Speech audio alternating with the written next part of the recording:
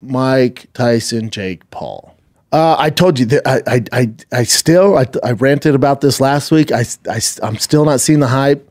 Netflix did drop a countdown type of thing. Oh, did they? Yeah. It started popping up. Why isn't it on the main page? Like, they're giving us, you know, all these Adam Brody shows. Like, give me fucking Mike Tyson, dude. I know. Mike does look in shape. I was talking to my friends who aren't super into fighting. Are they? They were, first of all aware it was going down when it was going down, so they knew about it, and they all agree. They're like, Mike Tyson's gonna kill him. They have that like, yes. they're all like, that's my age Netflix or a little bit older, yeah, and they're like, Mike Tyson, he's gonna kill this little YouTuber. Yeah, he's gonna kill the Disney kid. That's exactly what you need to push. Yeah. Oh, okay. This fight's hard to break down for a variety of reasons. Remember, they are friends. I saw one clip on the countdown thing where Jake Paul gave him a pigeon. And Mike's like, this isn't a good pigeon, dude. I'm going to feed it to my falcon. Are there any good pigeons? Yeah, I guess there's some litty pigeons. There's like special pigeons, and they're like marked on their feet, and he didn't give Tyson that. Oh. Jake Paul caught a regular New York pigeon, which are also known as rats of the sky, and gave it to Mike Tyson, and he was not happy. That's the buildup. You know, that's what they're doing, and God bless them. Jake Paul's a minus 220. Yeah, even Vegas, like, I don't know what to do with this thing. If I were to bet on it, I would bet Jake Paul wins. I think he goes all the rounds. I think he wins by decision. If there was no friendship there, if there was no other way to say it, funny business, Jake Paul should beat an older Mike Tyson and probably fuck him up. But like I told you, it's a no win for Jake. He goes in there and beats the shit out of a 58-year-old Mike Tyson with stomach ulcers. Everyone's like, God damn, that's sad. He gets beat by Mike Tyson with a body shot in the third round. Everyone's like, dude, you lost to Mike Tyson at 58. You win by decision. Damn, dude. You can't even finish Mike Tyson at 58 with fucking stomach ulcers. I don't see the upside. His team's way smarter than me. You know, way smarter than me. So they know something we don't know. So we'll see. But I will take Jake Paul. I think it goes all 8 rounds. I'll take Jake Paul via decision. I thought this was interesting. Mike Perry said there was no drug testing for the Jake Paul fight. Was he surprised? I mean, yeah, man. Yeah.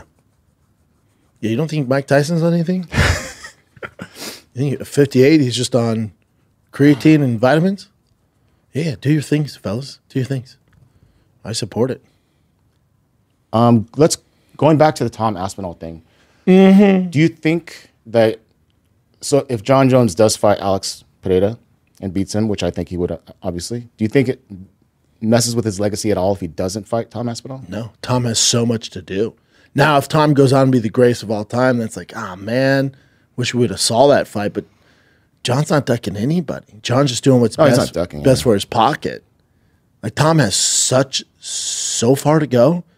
We all assume he's going to be the greatest. None of it's proven. We're just basing off of a few fights that he's had against lesser competition. We don't know. There's a video John made after people accused him of ducking. I see quite a few people here calling me a duck. I'm a duck. Call me a duck. Call me a chicken. Call me a goat. Call me a dog. I'm not in high school anymore, guys. A grown man out here chasing his dreams. It's funny that we really live in a world where being called a duck should affect me. Guys, come on. Yeah, it's all silly. Of all people, John Jones being a ducker is like insane. Yeah, but it's this narrative again. Real Housewives of MMA. You know, it also gives all these people that do what I do content, right? Oh, he's ducking him. Okay. The guy who's fought everybody at the highest level. You think he's scared of anybody? You know how stupid that is. You know, it's why he's fighting. Isn't it weird? Anybody like in the business or former fighter, like John's not scared. He just wants the biggest payday possible. Anybody that knows, like, of course, the media is going to run with all this bullshit narrative and try to defame John and discredit him and his legacy. I think it's mostly just anybody worth anything. We know. The fans are doing it. But, I think everyone knows he's because they never fought. These journalists, they never fought. They should strip him of his belt. He should relinquish it if he's just going to do these legendary fights. Shut up. But this is the one I thought was the most interesting that came out this week. We don't know how official this video is, but it's a video of apparently Nick Diaz trying to light a plant on fire on the street while he's shirtless. Boy, hopefully nobody defends Nick Diaz because Nate's going to make fun of him, huh? Are they pussies if they defend Nick here? That's heartbreaking, man. Hopefully Nick and Nate are okay, you know? That sucks, man. Yeah. Clearly the guy's having some issues. It's terrible.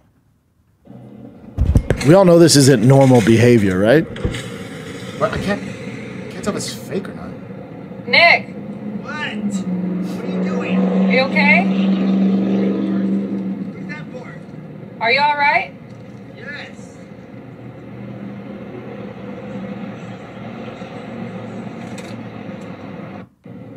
And also, me and Case were talking earlier. He looks a lot younger there, so it might have been like a long time ago. I'm not sure if it's a real video. Yeah, I don't know. Hopefully he's okay. Yeah. Hope he's all right.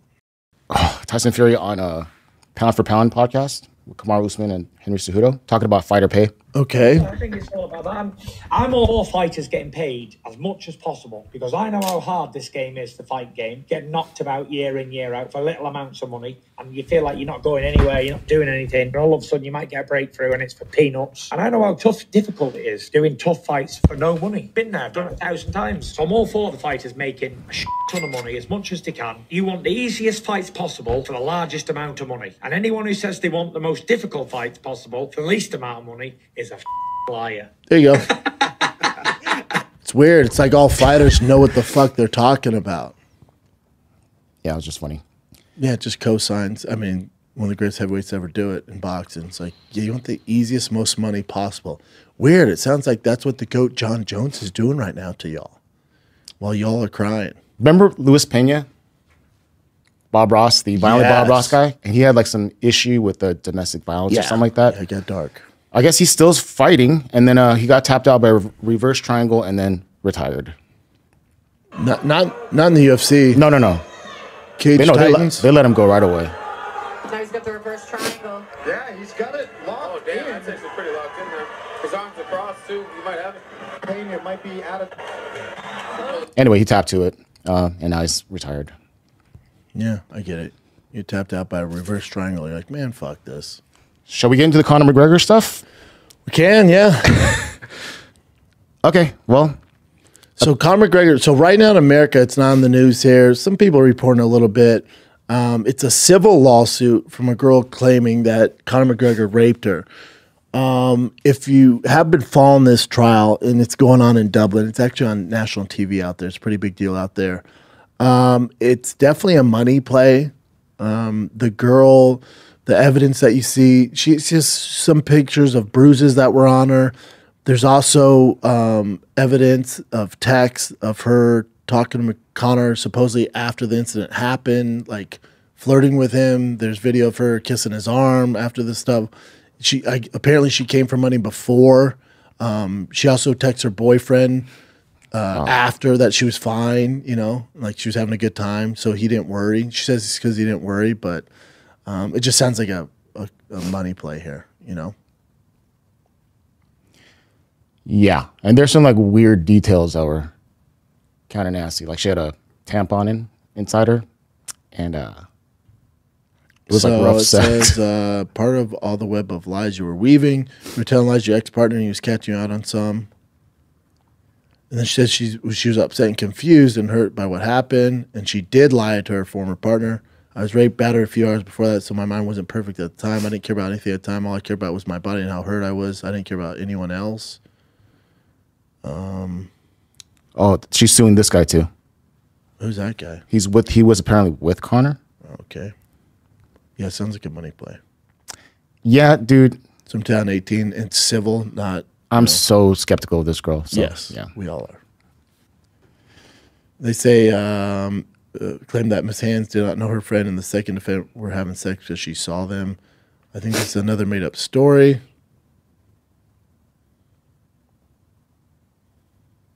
Whoa.